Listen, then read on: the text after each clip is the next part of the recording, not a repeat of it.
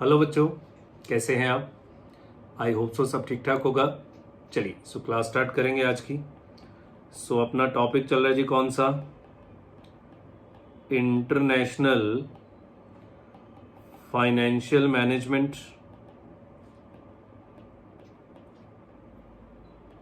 है ना।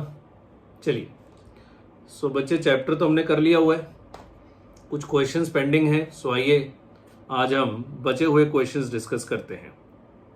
चलिए जी, किताब पे चलते हैं और बिल्कुल नीचे की तरफ चलते हैं, और ये मैंने दिए हैं एडिशनल क्वेश्चंस फॉर प्रैक्टिस। ये सारे क्वेश्चन रीसेंट एग्जाम्स में आए हैं और इनमें कुछ ना कुछ खास बातें हैं, इसलिए ही ये क्वेश्चंस मैंने अलग से आपको दिए हैं। क्योंकि अगर ये सेम होते तो मैं ऊपर ही लिख देता कि ये क्वेश्चन इस पेपर में आया है। तो ये रीसेंट एग्जाम्स के कुछ क्वेश्चंस हैं जिन पे चर्चा बनती है, ठीक है। आइए एक एक करके स्टार्ट करते हैं। पहला क्वेश्चन देखिए, सब recent exam, recent RTP, MTP वहां से लिए गए हैं सारे के सारे। पहला क्वेश्चन है मई 19 का, न्यू कोर्स में आया था।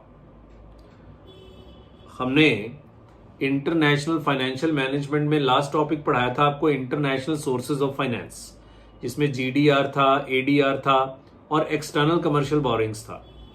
ये सम बच्चे एक्सटर्नल कमर्शियल बोरिंग्स के ऊपर है, पर अगेन सम मैथ्स का है। एक्सटर्नल कमर्शियल बोरिंग पे क्या सम बनेगा बताओ? एक्सटर्नल कमर्शियल बोरिंग्स तो एक थ्योरेटिकल टॉपिक है कि आप विदेश से लोन लेने जा रहे हैं, कुछ रूल्स एंड रेगुलेशंस है, उसको पूरा करना है। That is external commercial borings only. तो एक्सटर्नल कमर्शियल बोरिंग्स पे सम क्या बनेगा? अगेन ये एक एक मैकेनिकल सम होते हैं, पर यह बात पक्की है कि अगर ये सम नहीं किया हुआ तो पेपर में करने में दिक्कत जरूर आती है, ठीक है।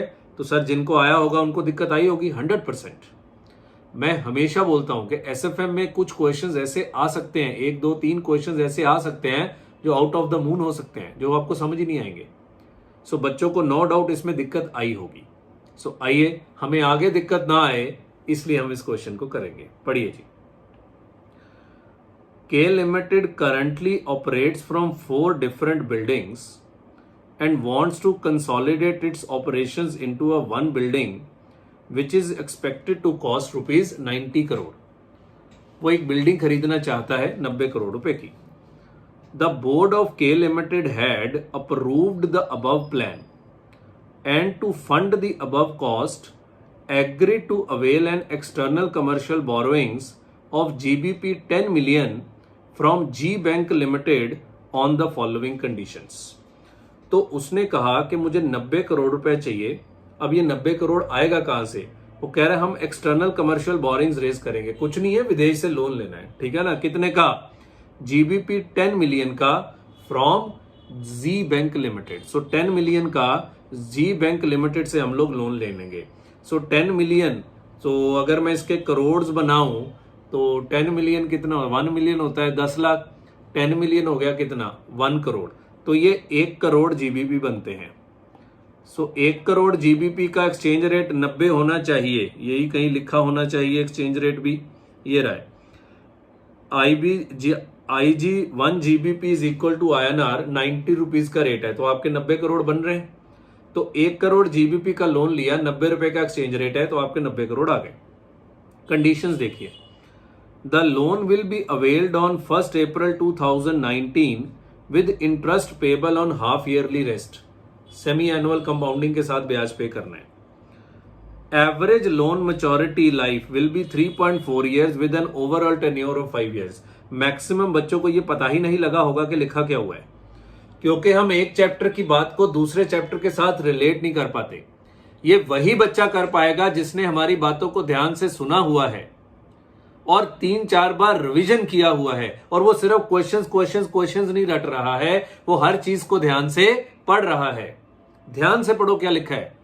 Average loan maturity life will be 3.4 years with an overall tenure of 5 years। Loan की ओवरऑल टेन्योर 5 साल है, पर उसकी एवरेज लाइफ 3.4 years है। What is this 3.4?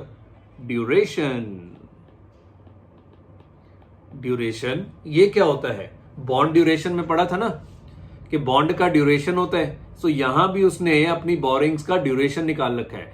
Duration is the time period in which the loan is repaid, कि जितनी देर में अपना बॉन्ड में हम क्या पढ़ते थे कि ड्यूरेशन वो टाइम पीरियड है जिसमें हमारा लगा हुआ पैसा प्रेजेंट वैल्यू टर्म्स में वापस आ जाता है। तो ड्यूरेशन है 3.4 ईयर्स। अब इसका अर्थ क्या है? अर्थ ये है कि लोन सारा इकट्ठा वापस नहीं हो रहा होगा, थोड़ा थोड़ा बीच में भी हो रहा होगा और ब्याज भी बीच में जा रहा है। वो तो लिखा ही हुआ है कि ब्याज बीच में जा रहा है। अगर सारा ब्याज लास्ट में पे हो, लोन भी लास्ट में पे हो, तो ड्यूरेशन 5 साल आएगा। जैसे वहां पढ़ते होते हैं कि duration of zero coupon bond is equal to its life itself. हालांकि मुझे इतना भाषण देने की जरूरत नहीं है, बट स्टिल आपको याद कराना पड़ेगा कि ये आपको लोन का ड्यूरेशन दिया हुआ है कि ऑन एन एवरेज 3.4 ईयर्स में मेरा लोन वापस हो जाएगा, बिकॉज ब्याज भी देना है और बीच बीच में मैं किस्तें भी देता रहूंगा। हालांकि किस्त कितनी है ये क्वेश्चन में लिखा हुआ नहीं है, किस्त कितनी है ये सवाल में लिखा हुआ नहीं है। आगे, अब फ्रंट फीस ऑफ 1.2%, तो बैंक एक प्रोसेसिंग फीस लेगा 1.2%। Interest cost is GBP 6 month Libre plus margin of 2.5%। So 6 month Libre plus जो भी आपका मार्जिन है प्लस 2.5%। लो 6 मंथ लिबर दिया हुआ है 1.05%, तो 1.05% के ऊपर एक्स्ट्रा स्प्रेड चार्ज कर रहे हैं कितना? 2.5%। सो लोन का रेट आता है 3.55%। ये पहले 6 मंथ का लिबर दिया हुआ है।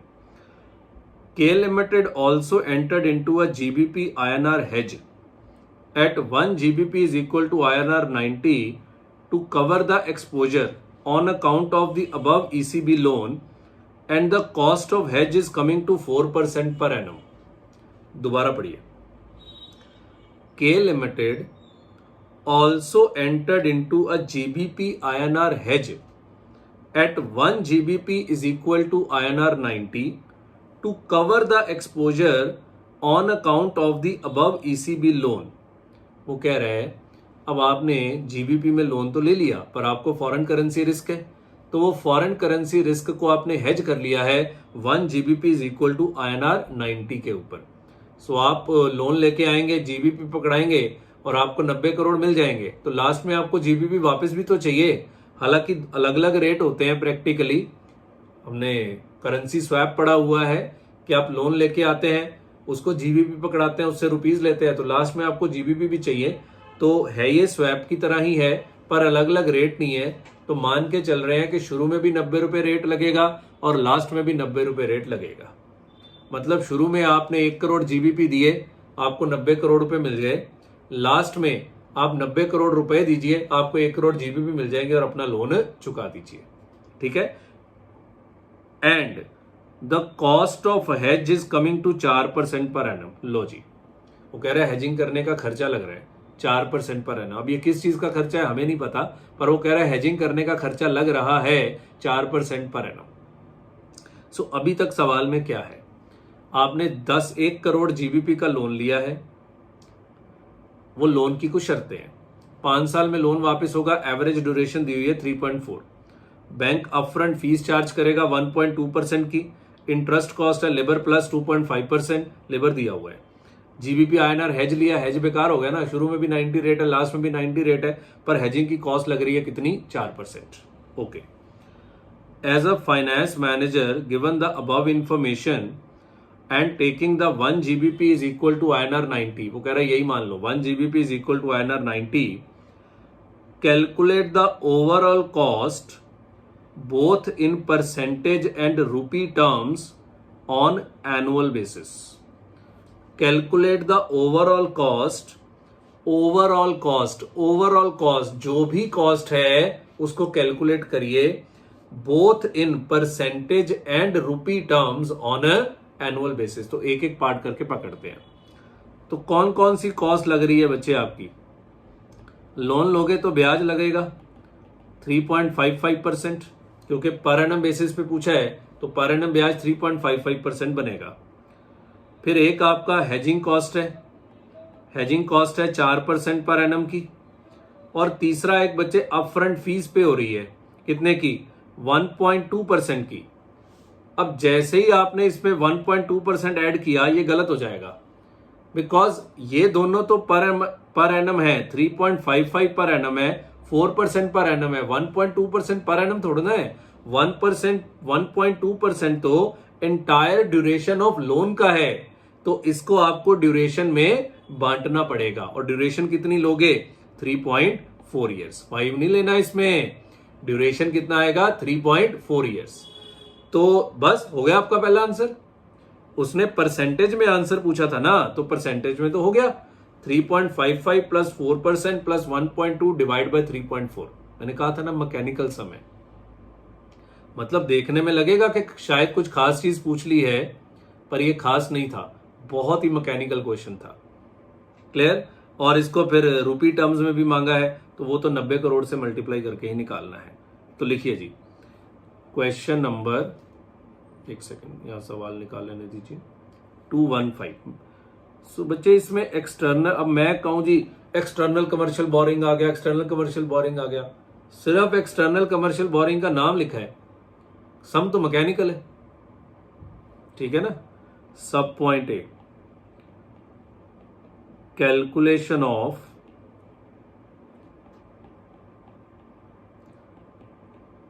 ओवरऑल कॉस्ट, उसमें सब पॉइंट 1 इन परसेंटेज। तो सबसे पहले आपको लगेगी इंटरेस्ट कॉस्ट, लिबर कितना दिया हुआ है 1.05% प्लस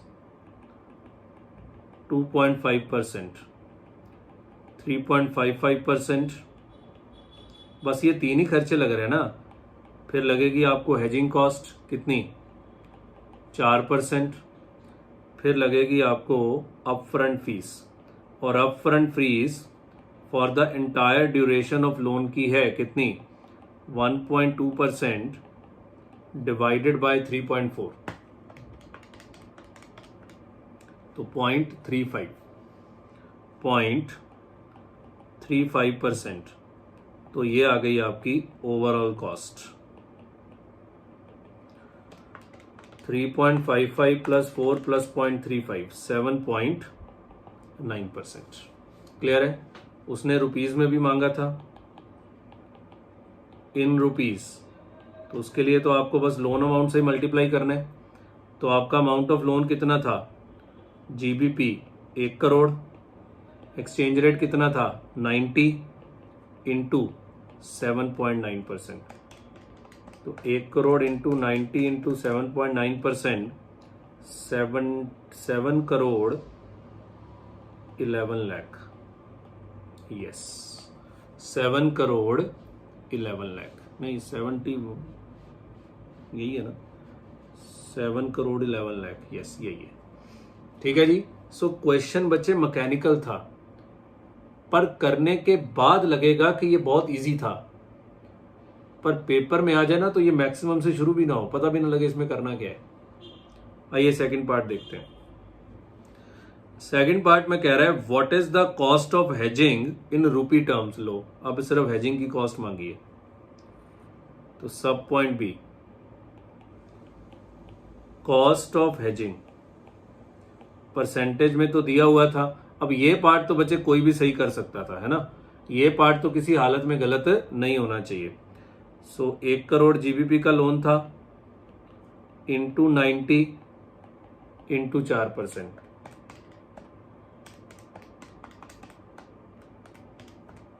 तीन करोड़ 60 लाख। तो ये तो कोई भी सही कर सकता था। ये देखो प्योरली मैकेनिकल क्वेश्चन है। अगर मैं शो डालना हो कि हाँ जी ईसीबी का क्वेश्चन आ गया, ईसीबी का क्वेश्चन आ गया, कहां है ईसीबी का कोई पॉइंट इसमें?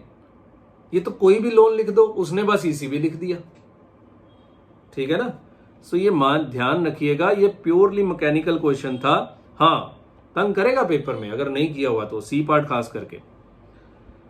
If K Limited wants to pursue an aggressive approach, what would be the net gain or loss for K Limited if the INR depreciate/appreciate against GBP by 10% at the end of 5 years, assuming that the loan is repaid in GBP at the end of 5 years?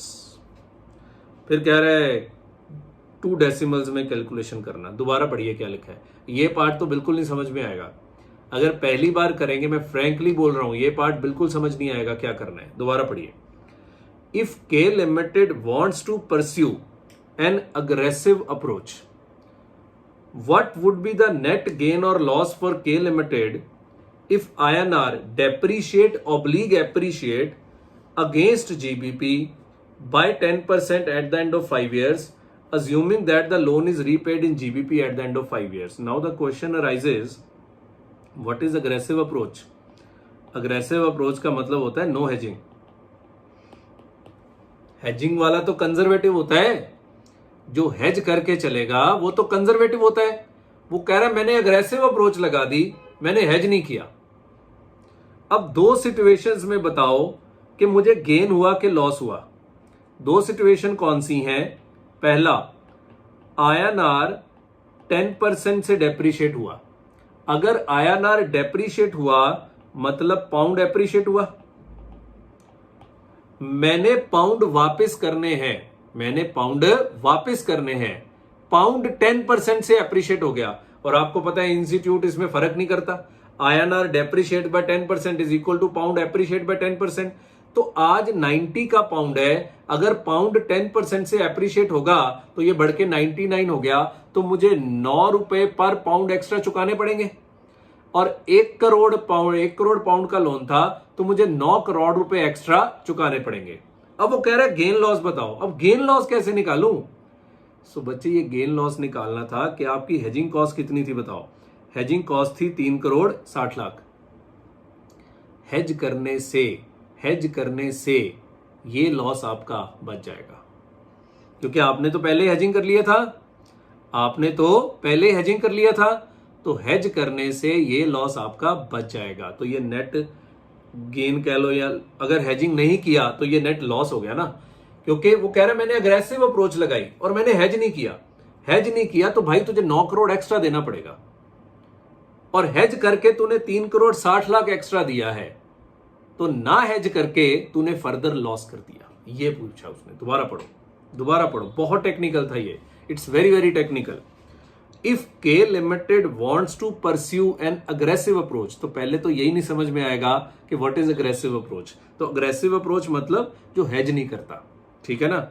What would be the net gain और loss for K limited if INR depreciate ऑब्लिक appreciate, 2 बार करना है, against GBP by 10% at the end of 5 years, assuming that. अब एक assumption ले रहे हैं कि लोन सारा 5 साल बाद ही पे होगा, बिकॉज ऊपर ड्यूरेशन दे रखी थी ना 3.4, तो वहां से पता लग रहा था कि लोन बीच बीच में पे हो रहा है।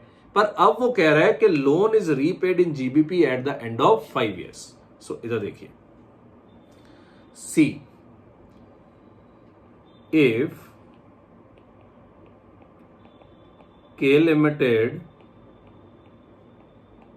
pursue an aggressive approach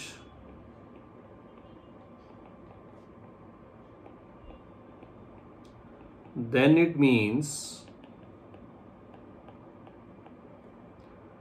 it is not hedging its pound exposure. It is not hedging its pound exposure. So, calculation of gain or loss. Calculation of gain or loss. So, 2 situations में gain और loss निकालना है। पहला, INR depreciates, yes. INR depreciates by 10%, तो इसका मतलब हुआ pound appreciate, because pound base currency है ना, तो बेटर है हम पाउंड की टर्म्स में बोलें। अब फिर से समझो, अगर INR डेप्रीशिएट हुआ 10% से, तो आपको लॉस कितना हुआ, लॉस पर पाउंड, तो 90 वाला 10% रेट बढ़ गया, लॉस हुआ। ये तो समझ में आ रहा है ना, आपने पाउंड चुकाने हैं, पाउंड का रेट बढ़ गया, 90 रुपए वाला 99 हो गया, तो 9 का लॉस है। लोन अमाउंट कितना था, 1 करोड़ पाउंड है ना, तो क्या लिखोगे इसको, total loss if hedging is not loss if hedging is not done, loss if hedging is not done 9 crore. ठीक है, तो हेज करके क्या हुआ, क्योंकि नेट गेन और लॉस मांगे ना, कॉस्ट ऑफ हेजिंग कितना लगा 3.6 करोड़, तो ना हेज करके आपने नेट लॉस करवा लिया। 9 minus 3.6 crore that is 5.4 crore, ना हेज करके आपने लॉस करा लिया। समझ में आ गया? बिकॉज हेज करके आपका 3.6 लग रहा है, ना हेज करके 9 करोड़ लग रहा है, तो आपका एक्स्ट्रा लग रहा है ना। सो ना हेज करके आपने लॉस करा लिया। अब दूसरे में INR appreciates by 10%, INR appreciates by 10%, मतलब पाउंड डेप्रिशिएट हो गया। अब देखो, ना हेज करके मुझे दो फायदे हो गए, ना हेज करके मुझे दो फायदे हो गए। एक तो मैंने हेज किया नहीं तो मेरी हेजिंग कॉस्ट बच गई, मैंने हेज नहीं किया तो मेरी हेजिंग कॉस्ट बच गई कितनी, 3.6 करोड़। और दूसरा, पाउंड भी गिर गया, पाउंड भी गिर गया तो मुझे वहां से भी 9 रुपए फायदा हो गया। तो यहां दोनों ही फायदे हैं। यहां नुकसान था कि आपने ना हेज करके 9 करोड़ का नुकसान करा लिया, और अदरवाइज 3.6 करोड़ का नुकसान होता तो वो 5.4 करोड़ था। सो अब मैं कह रहा हूं ना हेज करके मुझे तो फायदा हो गया। कितने का फायदा हो गया? सीधा ही 9 करोड़ का फायदा हो गया, बिकॉज पाउंड चुकाना था, पाउंड डेप्रिशिएट हो गया, तो ना हेज करके हमें फायदा हो गया, और प्लस मेरा हेजिंग कॉस्ट भी बच गया। ठीक है ना, प्लस मेरा हेजिंग कॉस्ट भी बच गया। सो आइए, सो गेन पर पाउंड 9, लोन अमाउंट वही, पाउंड 1 करोड़, उल्टा पुल्टा लिख दिया। सो गेन कितना हो गया 9 crore, plus saving in cost of hedging, saving in cost of hedging 3.6 crore. तो अब आपका टोटल गेन कितना है 12.6 करोड़। ये खतरनाक पार्ट था बच्चे, ये पूरा क्वेश्चन ही खतरनाक था। सो आई डोंट थिंक सो कि कोई इसको पेपर में ढंग से अटेम्प्ट कर पाया होगा, बिकॉज न्यू क्वेश्चन था, पहली बार पूछा गया। थर्ड पार्ट तो बिल्कुल ही डिफरेंट सा था, बहुत ही अलग तरह का थर्ड पार्ट था कि आप हेजिंग करते, आप हेजिंग नहीं करते, क्योंकि वो उसने नेट गेन और लॉस पूछ लिया था कि 5 साल बाद INR एप्रिशिएट या डेप्रिशिएट हो गया। क्लियर है? सो ये घटिया सवाल है, ये क्वेश्चन दोबारा आ सकता है, इस तरह के क्वेश्चंस दोबारा आने की संभावना बहुत ज्यादा होती है। सो ये क्वेश्चन आपको करना जरूरी था। लिखिए जल्दी।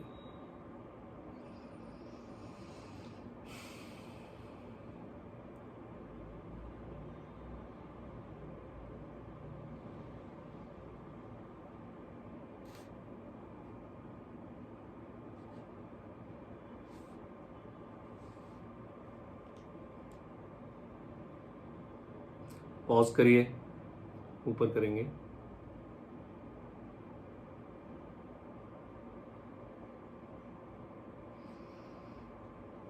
पॉज करिए, ऊपर करेंगे। चलिए, सो आराम से बच्चे इसको पॉज करके लिख लीजिएगा। क्लियर है? आइए एक और करते हैं।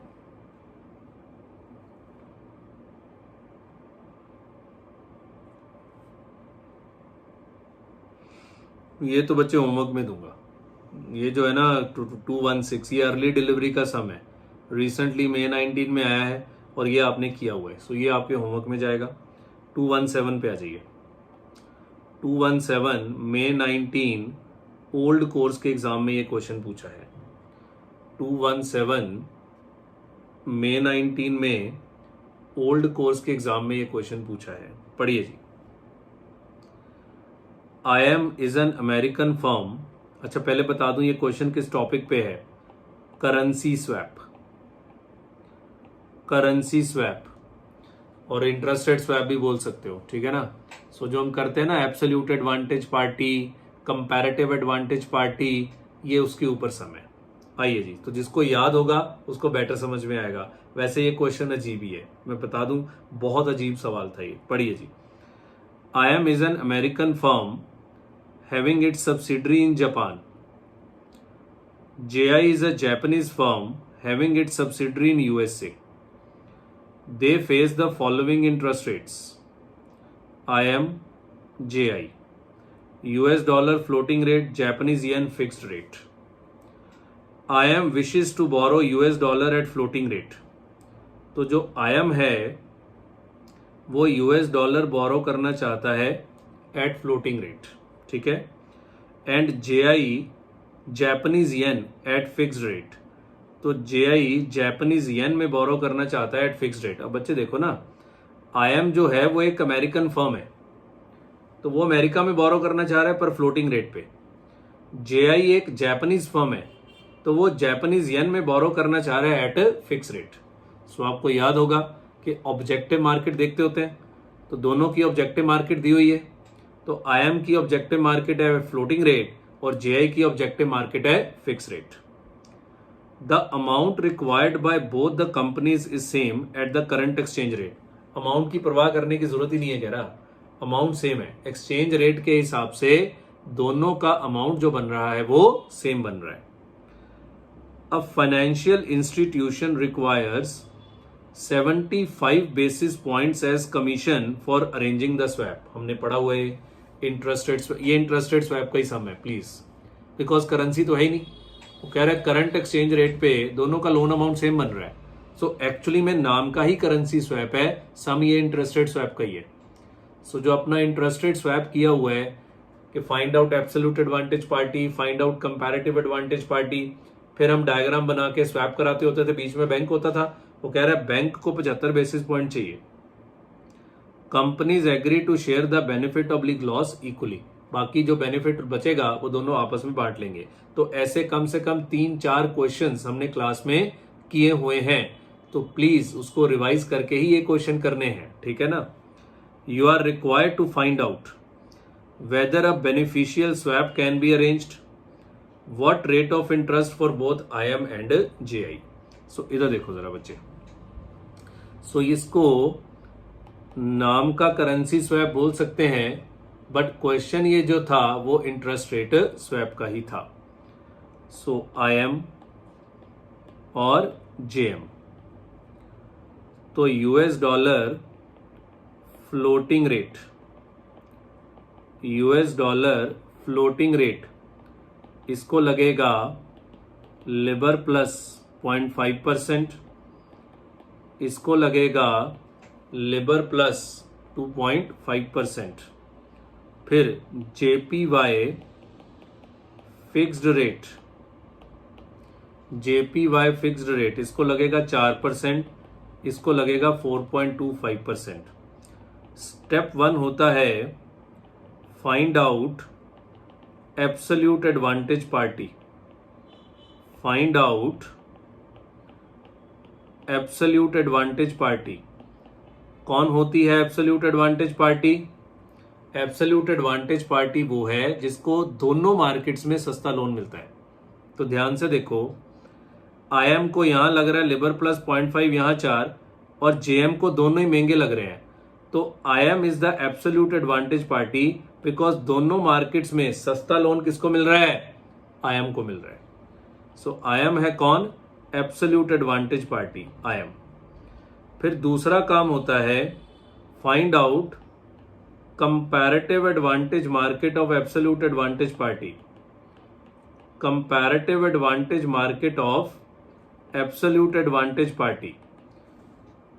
ये तो पता लग गया कि IM जो है वो दोनों जगह पे सेविंग कर रहा है, IM जो है वो दोनों जगह पे सेविंग कर रहा है, पर वो कहां ज्यादा सेविंग कर रहा है आइए चेक करते हैं।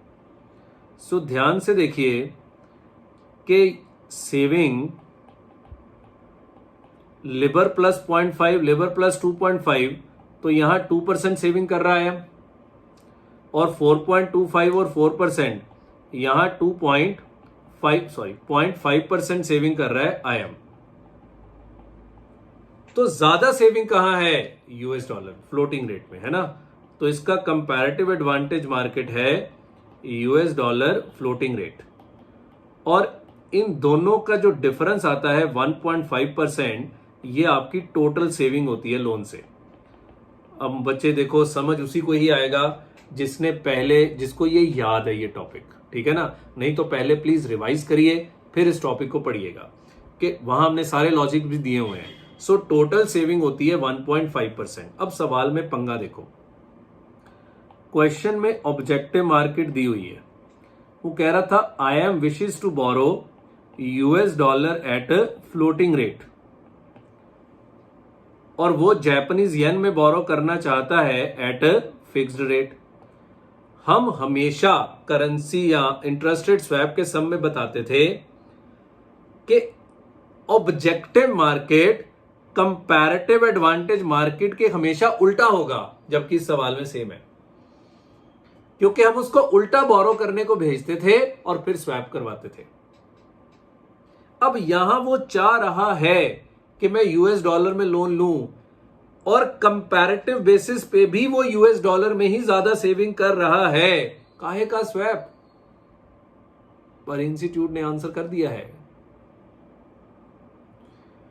बच्चे देखो, मैं हमेशा क्लास में समझाता हूं कि मान लो दो ऑडिटर हैं, एक मैकडॉनल्ड का ऑडिट कर रहा है, एक केएफसी का।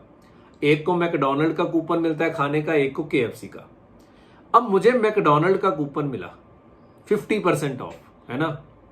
उस मेरे दोस्त को केएफसी का कूपन मिला 50% ऑफ। मुझे मैकडॉनल्ड का कूपन मिला, मैं मैकडॉनल्ड ही खाना चाहता हूं, तो जाके मैं पहले स्वैप करूंगा फिर खाऊंगा? ऐसे नहीं होता है। मेरा मन है केएफसी खाने का, दोस्त का मन है मैकडॉनल्ड खाने का, ऑब्जेक्टिव अलग है। जबकि सेविंग मैं मैकडॉनल्ड में कर रहा हूं, वो केएफसी में कर रहा है। मैं मैकडॉनल्ड में सेविंग कर रहा हूं, मन है केएफसी खाने का, वो केएफसी में सेविंग कर रहा है, मन है मैकडॉनल्ड खाने का, तभी तो स्वैप होगा। ये क्वेश्चन क्या है? मुझे ज्यादा सेविंग हो रही है यूएस डॉलर फ्लोटिंग रेट में, तो भाई जा लोन ले ले। जबकि हमने जो क्वेश्चंस करे होते हैं वो होते हैं कि आपकी ऑब्जेक्टिव मार्केट दूसरी होनी चाहिए as compare to the comparative advantage market. But ऐसा नहीं किया गया, ठीक है ना, ऐसा नहीं किया गया है, ये ध्यान रखिएगा। एक मिनट, ये मैंने गलती करी है, ये 0.25 आ रहा है, सॉरी माफ करिएगा। इंस्टीट्यूट ने ये क्वेश्चन कर दिया है। अब कैसे किया है इधर देखिए। Since total saving from the swap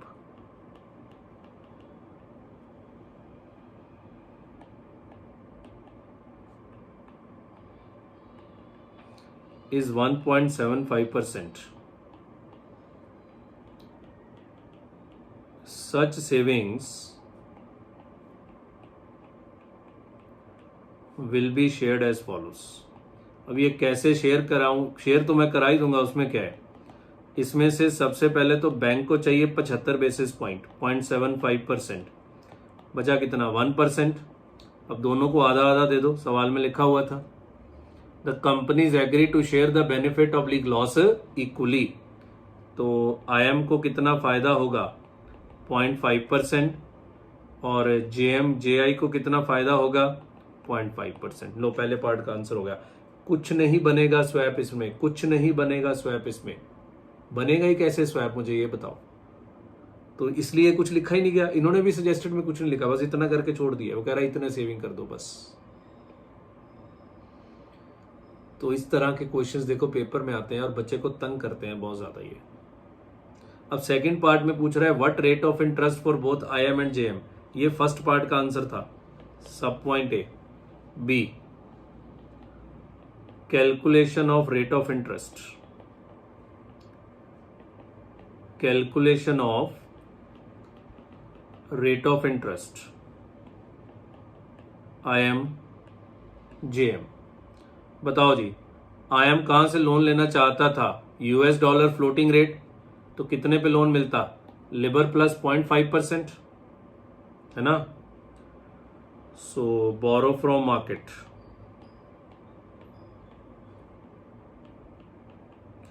अगर अकेला जाता तो Libre plus 0.5%, JM fix rate पे लोन लेना चाहता था, अकेला जाता तो 4.25%। बस इसमें से जो स्वैप से सेविंग हुई, सेविंग कैसे हुई मुझे नहीं पता, मैंने आंसर करा दिया। सेविंग कैसे हुई मुझे नहीं पता, ये सेविंग कैसे हुई, ठीक है ना। तो माइनस सेविंग्स 0.5%, 0.5%। सो ये आ गई आपकी इफेक्टिव इंटरेस्ट कॉस्ट या नेट इंटरेस्ट कॉस्ट। कैसे आया मुझे नहीं पता, हमको कुछ नहीं पता। लिबर और यहाँ 3.75%। सो बच्चे इस तरह के क्वेश्चंस ही बदनामी लेके आते हैं सीए इंस्टीट्यूट के लिए, पर क्या करें, जाके चेक करो। हमने जितने क्वेश्चंस क्लास में किए हुए हैं सब में हम एक ही बात बोलते हैं कि आपकी ऑब्जेक्टिव मार्केट उल्टी होनी चाहिए कंपैरेटिव एडवांटेज मार्केट से, तभी स्वैप होगा। तो यहां करके तो दिखाना फिर कि ये सेविंग, वहां तो हम बताते हैं कि सेविंग कैसे हुई, कि हमने तुझे यहां लोन लेने भेजा, ये तुझे बैंक से मिलेगा, ये तू बैंक को पे करेगा, पूरा डायग्राम बना के फ्लो करके दिखाते हैं। यहां कुछ दिखाया ही नहीं, दिखा सकता ही नहीं, कैसे दिखाएगा। सो ठीक है जी, हमने भी आंसर कर दिया है, क्या कर सकते हैं, लिखिए जल्दी।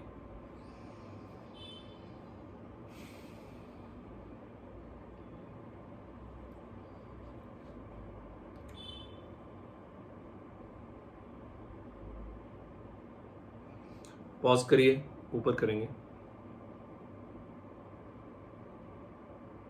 पॉज करिए, ऊपर करेंगे। चलिए, सो आराम से बच्चे इसको पॉज करके लिख लीजिएगा। क्लियर है? आइए जी नेक्स्ट क्वेश्चन पे चलते हैं। क्वेश्चन नंबर 218 पे आ जाइए प्लीज। क्वेश्चन नंबर 218 पे आ जाइए प्लीज। आइए जी, क्वेश्चन नंबर 218। सो बच्चे, जब हमने फॉरेन करेंसी बोरिंग का टॉपिक आपको पढ़ाया था, तब मैंने आपको इंटरेस्ट रेट पैरिटी से कैसे आंसर करते हैं ये बताया था कि आप सीधा देखिए कि इंडिया में बोरिंग कर रहे हैं 10% पे, यूएस में बोरिंग कर रहे हैं 4% पे, तो यूएस डॉलर डिस्काउंट पे जा रहा है कि प्रीमियम पे जा रहा है।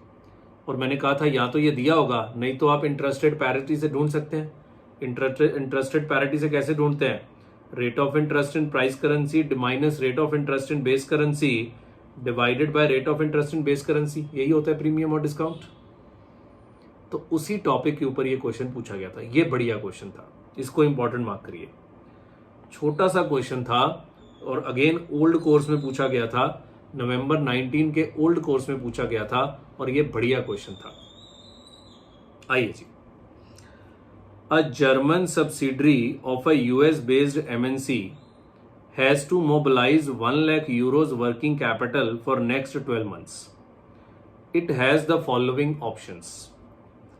Loan from German bank, बच्चे जर्मन ही सब्सिडरी है, loan from German bank at 5% per annum, loan from US parent bank at 4% per annum, loan from Swiss bank at 3% per annum.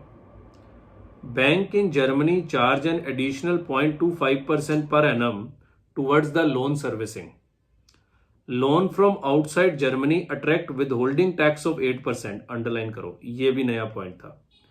Loan withholding tax हमने किया हुआ है international capital budgeting में, कि जब repatriation करते हैं तो वो टैक्स काटते हैं, काइंड ऑफ टीडीएस, ठीक है ना।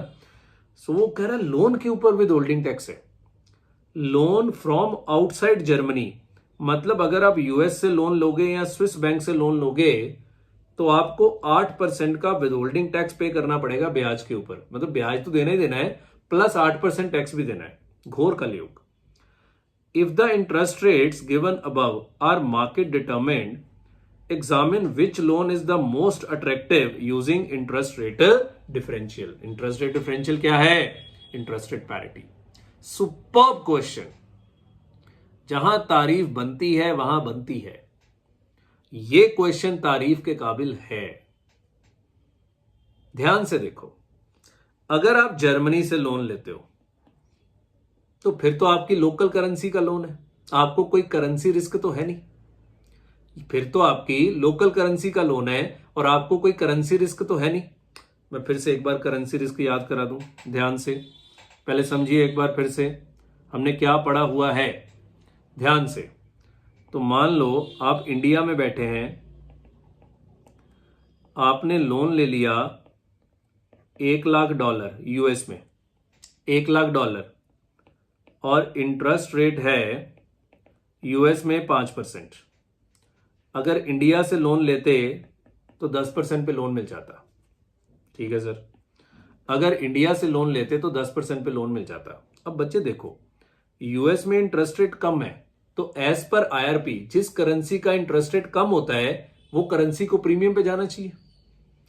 एज पर आईआरपी जिस करेंसी का इंटरेस्ट रेट कम होता है वो कंट्री की करेंसी को प्रीमियम पे जाना चाहिए। अब दो तरह के सम है, या तो सवाल बता दे, क्वेश्चन कह रहा है US dollar go at premium of 8%, एक साल में यूएस डॉलर 8% के प्रीमियम पे जा सकता है, या तो सवाल बता दे। तो पहली सिचुएशन क्वेश्चन ने बता दिया कि यूएस डॉलर 8% प्रीमियम पे जाएगा। तो अपने पास दो ऑप्शन है, इंडिया से लोन लेते हैं तो 10%, यूएस से लेते हैं तो 5%, प्लस जब एक साल बाद लोन चुकाने जाएंगे तो 8% डॉलर भी तो महंगा मिलेगा, वो भी तो लॉस है।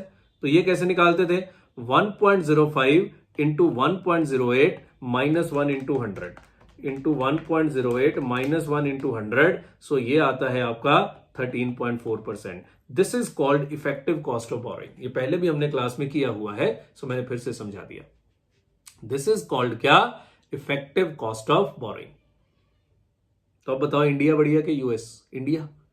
तो चाहे यूएस में इंटरेस्ट रेट कम था, चाहे यूएस में इंटरेस्ट रेट कम था, बट स्टिल क्योंकि यूएस डॉलर प्रीमियम पे चला जाएगा, मुझे डॉलर चुकाने हैं और डॉलर ही महंगा हो जाएगा, तो फिर मुझे वहां भी तो नुकसान है। This is called effective cost. अब यही वो सवाल है, आप जर्मन कंपनी हो, आप जर्मन से लोन लेते हो तो 5% रेट है, प्लस जर्मन में एडिशनल 0.25% लगेगा लोन सर्विसिंग का। तो जर्मन में करेंसी रिस्क तो है नहीं, क्योंकि आप जर्मन कंपनी हो, आप इंडियन कंपनी हो, इंडिया से लोन लेते हो तो करेंसी रिस्क तो है नहीं।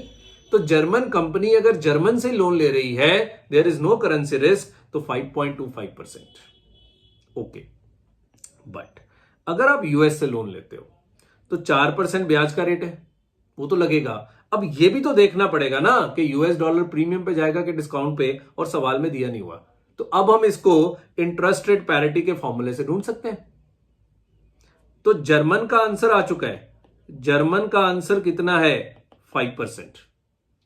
अब यूएस डॉलर का आंसर कितना है, 4% ब्याज है, और मजे की बात जर्मनी के बाहर के लोन पे 8% विद होल्डिंग टैक्स भी है। तो अगर आप यूएस से लोन लेते हो तो 4% डिवाइडेड बाय 92%, क्योंकि 8% आपको एक्स्ट्रा भी देना पड़ेगा, तो वो 4% नहीं होगा। 4% डिवाइडेड बाय 92%, तो आपकी इफेक्टिव इंटरेस्ट कॉस्ट है 4.35%। पर रुकिए, इसमें करेंसी रिस्क भी तो आएगा, क्योंकि जर्मनी के ब्याज का रेट है 5%, यूएस के ब्याज का रेट है 4%, तो US dollar will go at premium. तो कैसे, 5% माइनस 4% डिवाइडेड बाय 1.04, 5% माइनस 4%, तो 1 डिवाइडेड बाय 1.04, तो 0.96% से यूएस डॉलर प्रीमियम पे जाएगा। So total 4.35 plus 96, 5.31% is your answer. हालांकि ऐसे करना नहीं चाहिए, करना ऐसे चाहिए 1.045 into 1.0096 minus 1 into 100, but institute ने सीधा ठाठा करा दिया है। बच्चे ध्यान से देखो, मैंने 5 प्लस 8 13 थोड़ा आंसर किया है, मैंने तो आंसर किया है 1.05 इंटू 1.08 13.4%, पर इंस्टीट्यूट ने सीधा ही जोड़ दिया। विद होल्डिंग टैक्स वाला पॉइंट बहुत बढ़िया था कि ब्याज 4% की बजाय 4% 92% बन जाएगा, 8% एक्स्ट्रा लगेगा, तो 4.3% प्लस यूएस डॉलर कितने प्रीमियम पे जा सकता है, तो वो 0.96%। स्विस बैंक का रेट उससे भी कम है, तो स्विस बैंक भी प्रीमियम पे जाएगा। सो आपको बताना है कौन सा लोन सस्ता है। तो ये होता है इफेक्टिव कॉस्ट ऑफ बोरोइंग को यूज करके आंसर करना। ब्यूटीफुल क्वेश्चन, बहुत ही बढ़िया सवाल है ये। क्लियर है? सो बहुत सुंदर क्वेश्चन पूछा गया पेपर में, इसकी मैं तारीफ जरूर करूंगा। सो आइए, evaluation of loan option. So institute की तरह ही आंसर करना पड़ेगा जी। Evaluation of loan option. तो सब पॉइंट ए, आपने लोन कहां से लिया? जर्मन बैंक से। तो लोकल करेंसी लोन है, तो इसमें करेंसी रिस्क नहीं है। तो इंटरेस्ट रेट कितना इंटरेस्ट रेट कितना है? 5% per annum plus servicing cost 0.25% per annum. सो आपका आ गया 5.25% per annum. B, US parent bank. क्या आपने लोन लिया यूएस पेरेंट बैंक से? US parent bank. सो बताइए, interest rate after withholding tax. So ये बहुत अच्छा पॉइंट था, मुझे नहीं लगता ये बच्चे सही कर पाए होंगे। 4% divided by 92%, 4.35% plus premium on US dollar. तो ये हमने इंटरेस्ट रेट पैरिटी में बड़े अच्छे से पढ़ाया हुआ है, नहीं याद है तो रिवाइज करिए। 5% माइनस 4% डिवाइडेड बाय 1.04।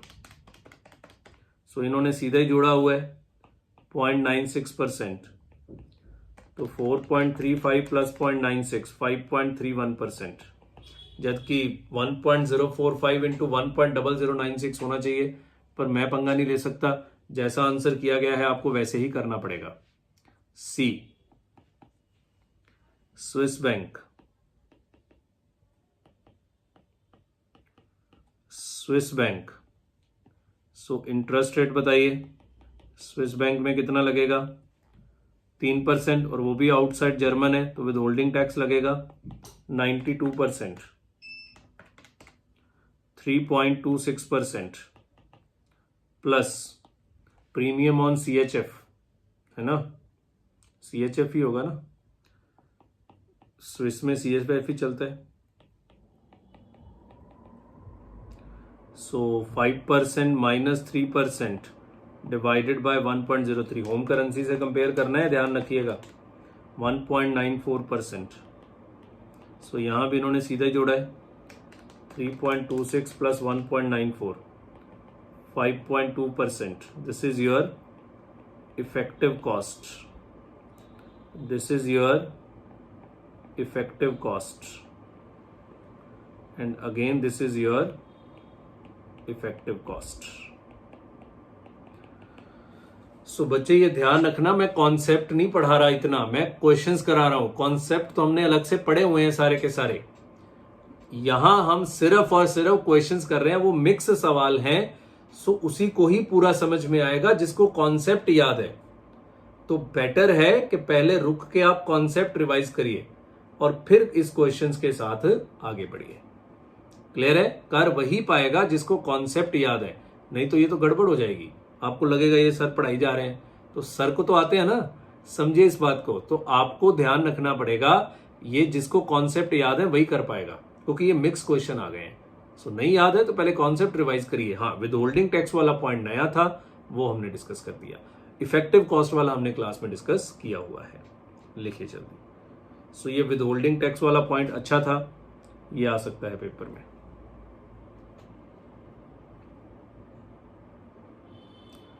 पॉज करिए, ऊपर करेंगे।